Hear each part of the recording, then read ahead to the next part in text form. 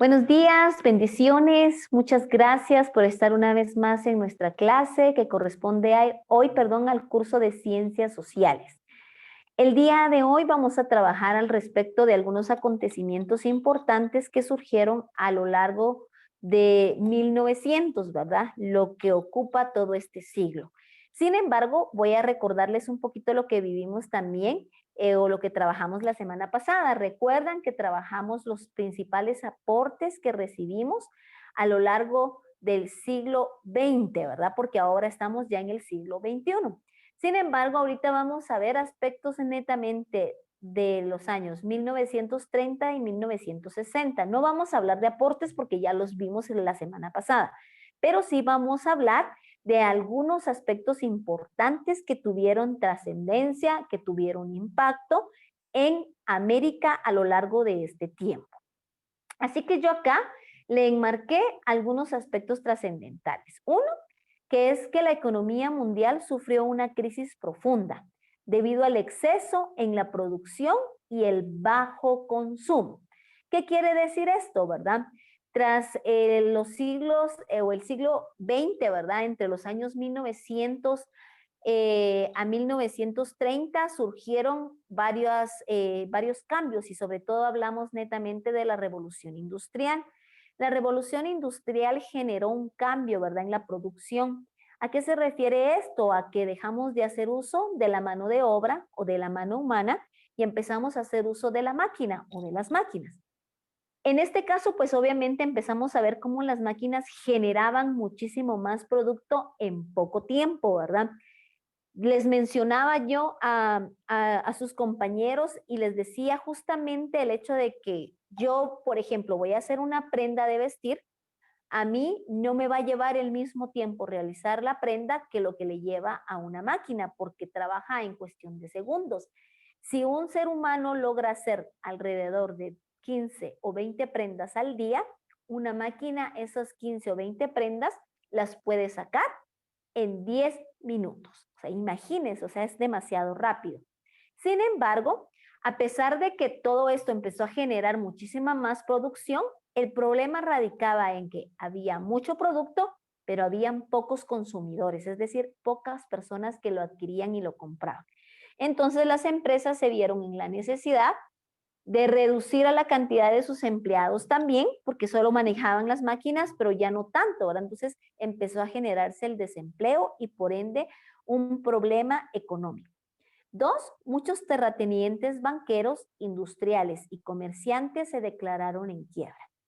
Terratenientes nos referimos a personas que poseían grandes extensiones de tierra.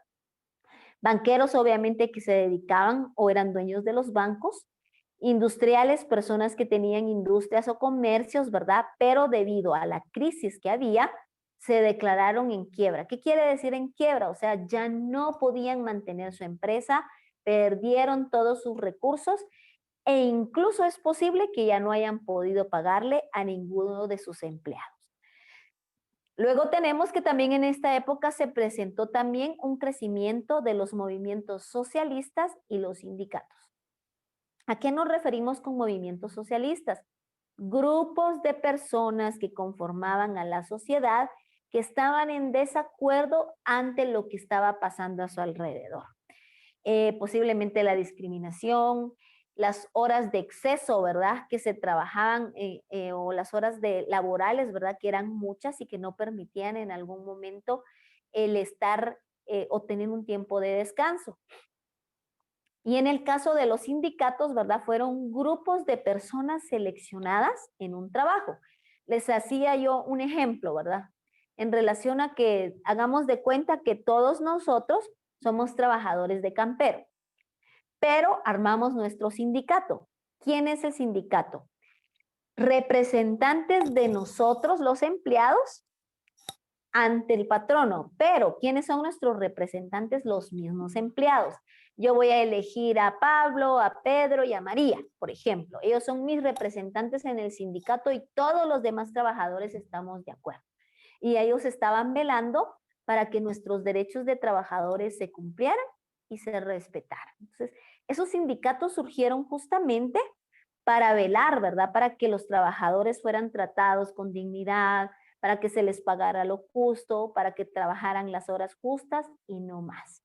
Entonces, estos son aspectos que trascendieron. Y algunos otros puntos importantes en América es que surgieron los grupos guerrilleros y uno de ellos, dice, fue el dirigido por Fidel Castro y otro por el líder Raúl Castro, conocido como Che Guevara.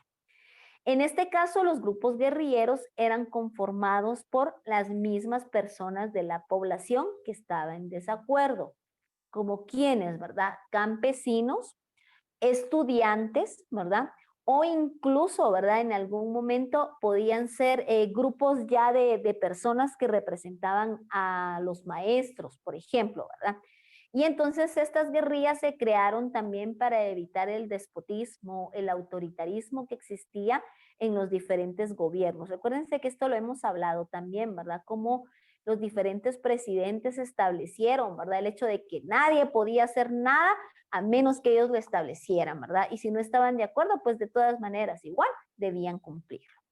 Luego nos vamos con otro aspecto trascendental y que fue justamente surgiendo a través de la Guerra Fría, ¿verdad? Y la Guerra Fría, ¿qué fue? Fue justamente un episodio que surgió después de la Segunda Guerra Mundial, la Guerra Fría.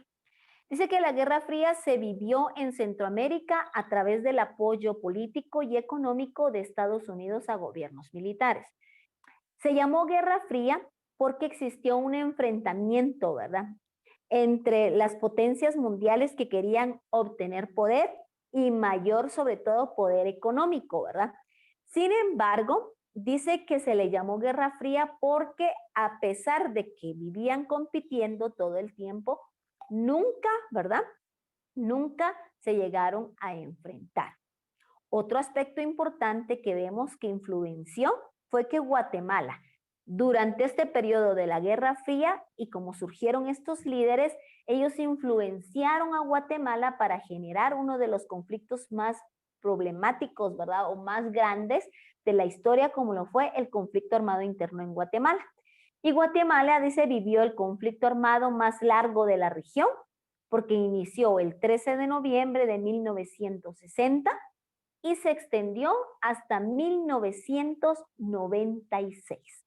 Es impresionante, ¿verdad? ¿Cuántos años pasamos en guerra? ¿Cuántos años se enfrentó la población guatemalteca con la misma población? Porque no es que nos hayamos enfrentado a otro país, no, fue con la misma gente de nuestro país, ¿verdad? Entre luchar por los derechos de los ricos, los derechos, cuando al final, ¿verdad? Tanto desastre que al final surgió.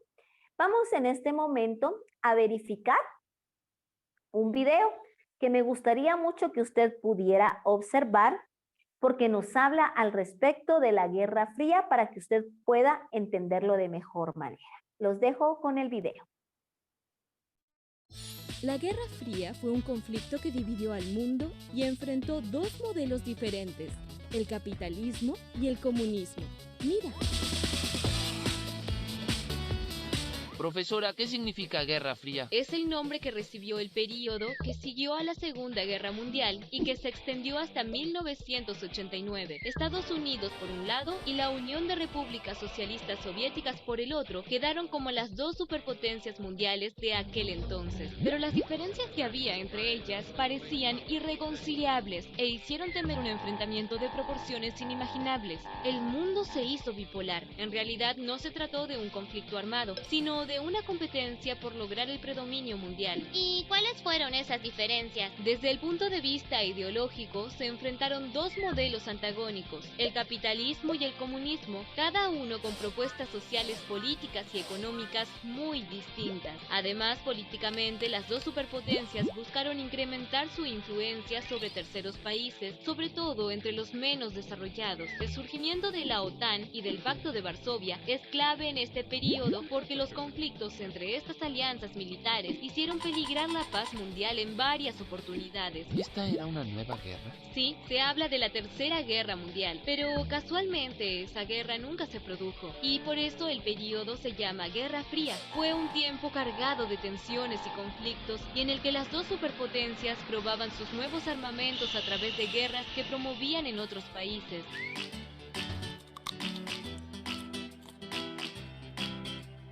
¿En qué piensas, Lu? En que como ciudadanos tenemos la obligación de contribuir a la paz mundial. ¿Qué tienes en mente? Es que no me gustaría que se repitan hechos como los que estuvimos estudiando con Santiago, como la Guerra Fría que ya terminó. Es interesante que podamos conocer la historia porque esto nos permite entender muchas de las cosas que pasan hoy en el mundo. Me parece que lo mejor es estar bien informados y ayudar a que otros también puedan entender estos hechos históricos. Ya sé lo que haré. Voy a crear un blog de discusión para que todos los chicos que quieran participar puedan opinar sobre la importancia y sostenimiento de la paz mundial. ¿Qué opinas, abuelo? Brillante, yo te ayudaré a hacerlo. ¿Y tú qué piensas? ¿Cómo lograrías la paz mundial? Muy bien, excelente. Vimos entonces ahorita lo que fue este video, ¿verdad? Y dentro de este video podemos observar los importantes, ¿verdad? Cómo existieron dos grupos, ¿verdad? O en este caso, dos potencias mundiales, como lo fue Estados Unidos y Rusia, ¿verdad? Cada uno quería obtener su poder. Ahora, ¿por qué hablar de la Guerra Fría ahorita? Porque justamente esa Guerra Fría, ¿verdad? O esos conflictos lo que hicieron, como anteriormente lo mencionamos en la diapositiva, ¿verdad? Lo que buscaba Estados Unidos era apoyar a aquellos países, ¿verdad? Que tuvieran algún conflicto con con los indígenas. Ellos no estaban de acuerdo en que la población tuviese que ver en este asunto. Ellos lo que querían netamente era tener y obtener todo el poder, ¿verdad? Y que nadie, o sea, la población en sí tuviera injerencia o tuviera la oportunidad de opinar. Entonces, por esa razón es que Estados Unidos apoyó a Centroamérica, ¿verdad? A los gobiernos políticos o a los gobiernos que buscaban como mantener el poder. Y justo ahí es donde surge lo que fue el conflicto armado interno en Guatemala. Entonces, justamente después de ver esto, vamos a ver la tarea. Y la tarea dice, escriba, ¿qué debemos poner en práctica para mantener la paz? Esta es una tarea que yo quiero que usted pueda conversar con papá y mamá, que les diga, bueno, ¿qué podemos hacer nosotros? ¿Qué actitudes? ¿Qué acciones? ¿Qué hacemos como familia o como seres humanos para poner en práctica para poder mantener la paz? Y hablo la paz en todos los aspectos, paz familiar, la paz en nuestro país, la paz en la sociedad, la paz en el colegio, la paz con mis amigos. O sea, aquí la paz es a nivel general. Entonces debemos de tratar la manera de conversar con papá y mamá y llegar a un acuerdo. Posteriormente usted escríbalo, no solo me vaya a poner, portarme bien. ¿Pero qué implica portarse bien? La idea es que yo no le diga más ejemplos, porque si no, usted de ahí va a sacar la información. Piense usted, ¿qué haría usted o qué puede hacer usted para practicar el mantener la paz y que no veamos cómo se desarrolla otra guerra mundial?